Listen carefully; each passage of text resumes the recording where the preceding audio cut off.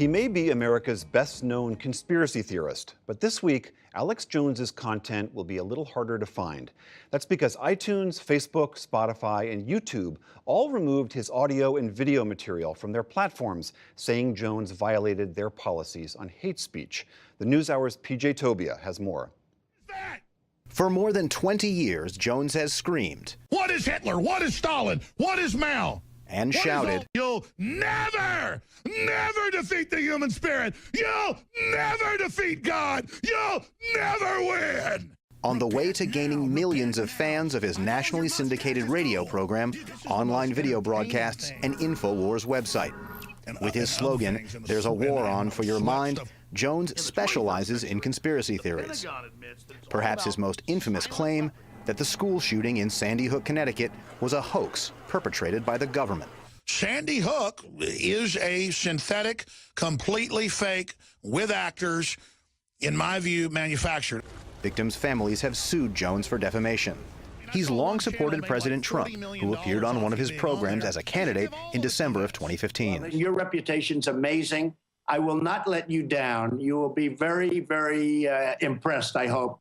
And I think we'll be speaking a lot. Jones's media operation is funded in part through sales at his InfoWars store. I'm doing free shipping on everything, whether it's one Hillary for prison shirt or a Bill Clinton rape shirt. He combines his sales pitch for nutritional supplements with political ideology. On record to be some of the best shots we've got at countering and blocking the globalist operations. So again, am I a beach body? No. Am I Tarzan? No. Am I, some Olympic swimmer? No. The point is I'm a big guy. This morning, Jones broadcasted a Periscope message in response to his being kicked off the social media platforms. They disappeared me.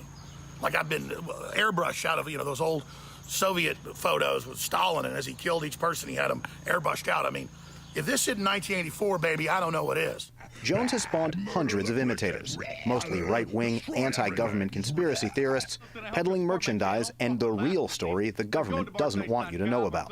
Love him or hate him, Alex is like the canary in the coal mine, and these big tech companies conspiring together to deplatform him on the same day changes everything. Aside from his website, Jones's radio show is syndicated to over 160 stations nationwide. Despite Jones's ban from YouTube and the resulting loss of over 2 million subscribers on the platform, InfoWars contributors remain a presence on YouTube and Facebook. There are still many platforms for Alex Jones to wage what he sees as a war for American minds. For the PBS NewsHour, I'm PJ Tobia. We take a closer look now at the growing pushback against Alex Jones with Larissa Lidsky. She's the dean of the University of Missouri School of Law and has been following these moves and other legal actions against Alex Jones. Dean Lidsky, thank you very much for being here. All of these social media platforms are taking Alex Jones off their sites, and they're arguing that he violates their hate speech rules. I wonder what your reaction to that is. There are two things really that need to be understood. One is the First Amendment only protects citizens against restrictions on their speech by the government and government actors. And platforms like Facebook or Google are not government actors. So the First Amendment simply does not speak to their conduct.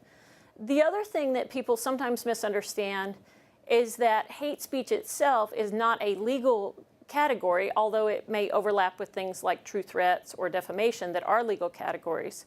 And so the government cannot broadly restrict anything that it might label hate speech, but platforms can if they wish to. Twitter CEO, as we saw, Jack Dorsey, the CEO of the company, said he's taking the opposite approach. They're not banning Alex Jones. He wrote, "We didn't suspend Alex Jones or InfoWars yesterday. We know that's hard for many, but the reason is simple. He hasn't violated our rules. We'll enforce if he does." And as you're saying, that is absolutely within Twitter's right. It is absolutely within Twitter's rights, and it's also within user rights to put pressure on Twitter for that. But Jack Dorsey this morning in a tweet said that what he expects to happen is for journalists and others to counteract Alex Jones' falsehood with true factual information and to drown out his hateful and distorted speech with the true factual information that they find. So when Alex Jones and his supporters argue that this is just outright censorship, You say they may feel that they're being censored, but there really is no standing that he has to argue legally that he's being censored. Yes, censorship is a legal term for when the government restricts your speech, and he's not being censored. There's a lot of people calling for the platforms to take him down, but that doesn't count as legal censorship. What do you make of the slippery slope argument that some people have been arguing that, yes, these social media sites have become such important arbiters and dispensers of news and information in our world, but once they start picking and choosing, that is a problematic move for society? Well, it's complicated. I am an ardent defender of free speech. And I am concerned about the ability of Facebook, for example, to pick and choose what speech is on its network. But I'm not concerned when they make a reasoned determination, as they have to, that the kind of fabricated lies that are causing harm to individuals need to be taken down from their site. I don't think Alex Jones is a hard case, per se, but I would hope for free expression purposes that platforms would go case by case. Alex Jones is also facing some challenges in the legal realm. He's being sued for libel and defamation. One, as we mentioned before, about the parents of some of the children who were killed at Sandy Hook, and another by a man who filmed the video of the car hitting the counter-protester at the Charlottesville white supremacist rally last year. What do those individuals need to prove in order to win their case in court? Okay, so in order to win, they need to prove that Alex Jones made a defamatory statement, which is a statement that would tend to harm reputation.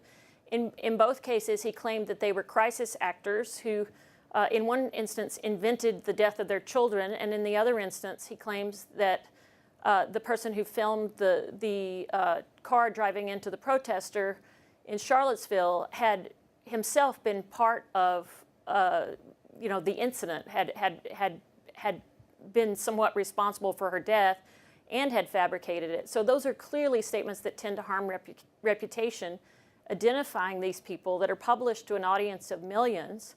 And then after that, there's a question. There is a novel legal question as to what the plaintiffs must prove in addition.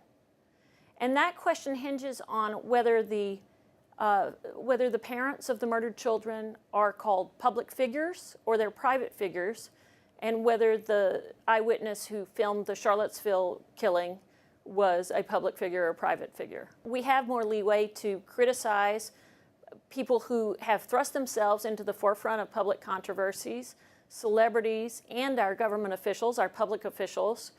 We have less leeway with regard to people who are just living their lives, private individuals.